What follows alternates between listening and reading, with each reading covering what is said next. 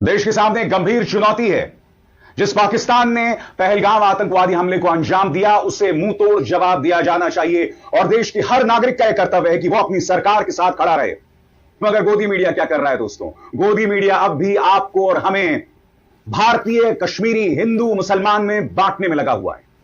अब भी उसका प्रोपेगेंडा सिर्फ और सिर्फ जहर उगल रहा है। कोई पत्रकार पेड़ के खोल में जाकर आतंकवादियों को ढूंढ रहा है, तो कोई पाकिस्तानी बदतमीज पाकिस्तानी एक्सपर्ट्स को बुलाकर भारत को गाली दिलवा रहा है। कोई अपने स्टूडियो में खड़े होकर पाकिस्तानी झंडे फाड़ रहा है। सबसे बड़ा सवाल, इनके पास पाकिस्तानी झंडा आया कहां से भाई? क्या कोई फैक्ट्री है न्यूज चैनल्स के अंदर जहां ये पाकिस्तानी झंडे छापे जा रहे हैं? जम्मू कश्मीर के मुख्यमंत्री उमर अब्दुल्ला नाराज हैं। उमर अब्दुल्ला कह रहे हैं कि इस गोदी मीडिया ने सिर्फ और सिर्फ कश्मीर को बदनाम किया है। वो गोदी मीडिया के एंकर्स को बुज़दिल बता रहे हैं और वाजिब भी है दोस्तों, क्योंकि इस वक्त पापा की तमाम परियां, गोदी मीडिया के तमाम एंकर्स जो हैं वो कश्मीर में उतर चुके हैं और उनका क्या प्रोपेगेंडा है उनके शब्दों से स्पष्ट हो रहा है। क्या कह रहे हैं उमर अब्दुल्ला, आइए सुनते हैं। बेशरम चैनल ये दिखाएंगे नहीं, क्योंकि ये चीज दिखा के उनकी चैनलें चलेंगी नहीं। ये चैनल नफरत फैला के चलती हैं। काश ये चैनल जो है इनकी हिम्मत होती। मैं माफी चाहता हूं ये कहते हुए, लेकिन कुछ इन चैनलों के एंकर बुज़दिल लोग हैं। वो सच का साथ नहीं देते। अगर वो सच का साथ देते तो वो दुनिया को बताते कि आज कश्मीर के ऐतिहासिक जामा मस्जिद में पहलगाम के 26 जो विक्टिम्स हैं उनके साथ हमदर्दी के लिए 2 मिनट की खामोशी इख्तियार की गई। समानांतर तौर पर चाहे भारतीय जनता पार्टी के कुछ नेता हों, चाहे वो शुभेंदु अधिकारी हों, हेमंत शर्मा हों, निशिकांत दुबे हों, इनका सिर्फ एक मकसद है।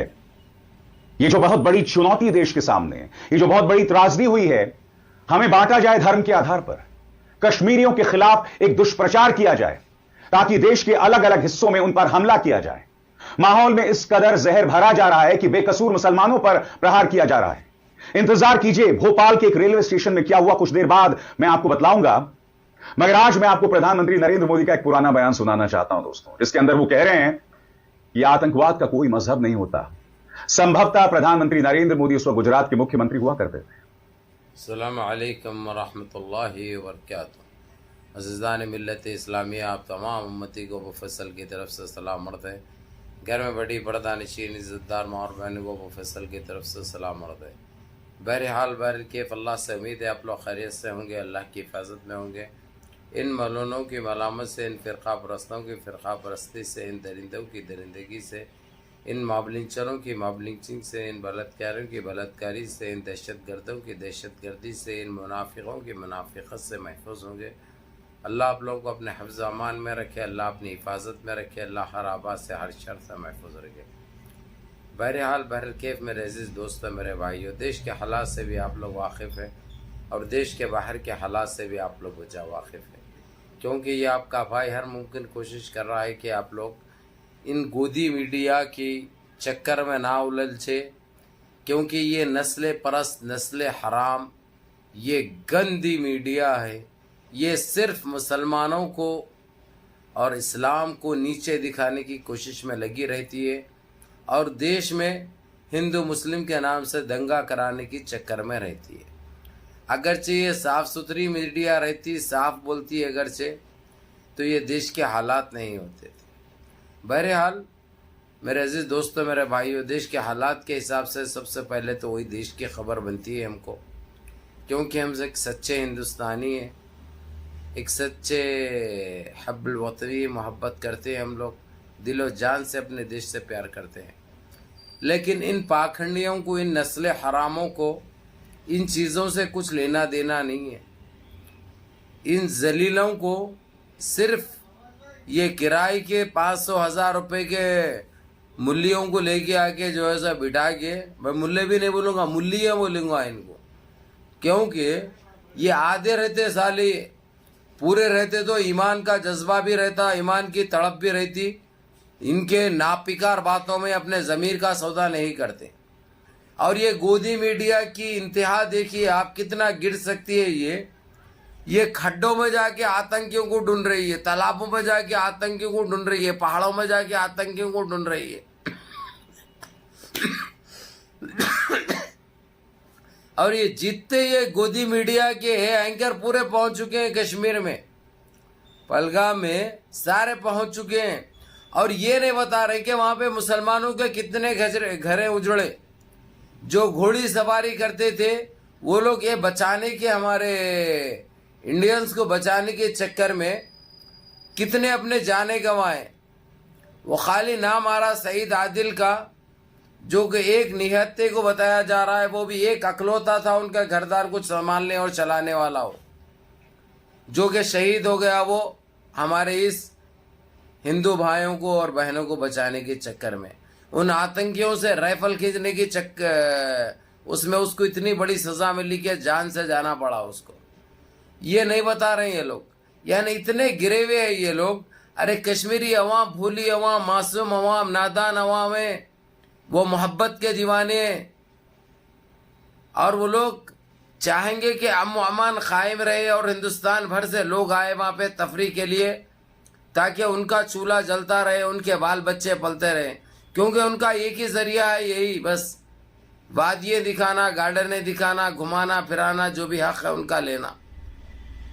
और ये जलीलो, एक देखिए कश्मीरी को जो कि तकरीबन 15 लाख के करीब थे और सोना था दुनिया का, जो होटल में भूल के जो भाग गए अपनी जान बचाने के चक्कर में, उसने वो लेकर उसको जो मिला था वहाँ पे पुलिस के हवाले कर दिया उसने, मीडिया के ज़रिए, मीडिया के थ्रू। ये होते हैं कश्मीरी जो ईमानदारी से अपने ईमान का 200 रुपया उनको मंजूर है, 2 लाख रुपया उनको नहीं चाहिए। ये होते हैं कश्मीरी। और आज गोदी मीडिया इतना जहर फैला रही है ताकि ढूंढ ढूंढ के कश्मीरियों को मारा जाए देश से, ये चाह रही है। ये एक आतंकी और नीच और गिरी हुई मीडिया है। जबकि जो पाकिस्तान से आए आतंकवादी, दहशतगर्द, जिसकी ना बाप का पता होता है ना किसी का पता होता है, अम्मा किधर खा के पैदा कर देते हैं इनको, इसलिए से निकलते हैं ये लोग। इसलिए अम्मा जहां बोले वहां झटकने का नतीजा है ये जंगलों में, समझे ना। क्योंकि बाप का पता नहीं रहता, इसलिए इनको इंसानियत नाम की चीज नहीं मालूम। उन जालिमों को जब तक पाकिस्तान को उसके घर में घुस के जवाब नहीं दिया जाएगा, जब तक ये आतंक खत्म नहीं होगा ना, आतंकवादी खत्म होंगे। जब तक पाकिस्तान को उसकी औकात नहीं दिखाई जाएगी, ये खाली बोल बच्चन बोलने से कुछ नहीं होता। अगरचे नहीं हो सकता गवर्नमेंट से, सरकार से, तो हमको बोल दे, हमको इजाजत दे दे, देखो हम घुस के मारेंगे उनको, घुस के मारेंगे, पूरे आतंक का सफाया करेंगे, ये हमारा वादा है। लेकिन इसकी इजाजत चाहिए तुमसे, इजाजत दो, उसके बाद देखो फिर क्या होता है। दाल आटे का वो मालूम हो जाएगा। ये जो बैठ के जो बिठा रहे लेके आके जो है सो वो पाकिस्तान के आतंकियों से पूछ रहे, जर्नलिस्ट से पूछ रहे, आड़े टेढ़े सवाल कर रहे हैं उनसे। अरे पाखंडियों, उनको क्यों लेके आ रहे हो तुम लोग? वो तो हमारे देश को नीचा दिखाएंगे और तुम मजा ले रहे हो बैठ के, क्योंकि तुम खुद सबसे पहले आतंकी हो।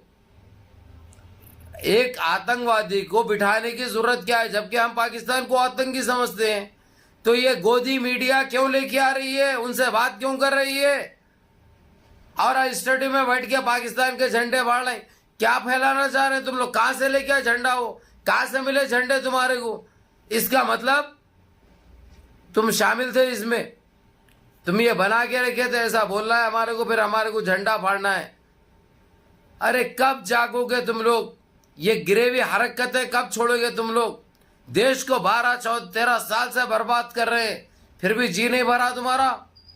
आज कश्मीरियों की क्या हालत कर रहे हैं, चाहे लुधियाना में हो, चाहे कहीं पे भी हो, मध्य प्रदेश में हो, पंजाब में हो। जो स्टूडेंट्स पढ़ने के लिए आए उनको मारा जा रहा, कश्मीरी पूछ के मार रहे हैं उनको। और तुम्हारे कौन से पूछ रहे, जो है नाम पूछ के मारे वहां पे।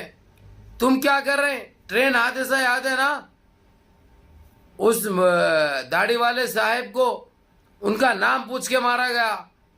और आज तुम लोग गाँव जो है सो लोगों के कपड़े उतार के चेक कर रहे हो। कौन सा तुम आतंकी? सबसे पहले तुम है, तुम्हारी सोच है, तुम खुद दहशत करते।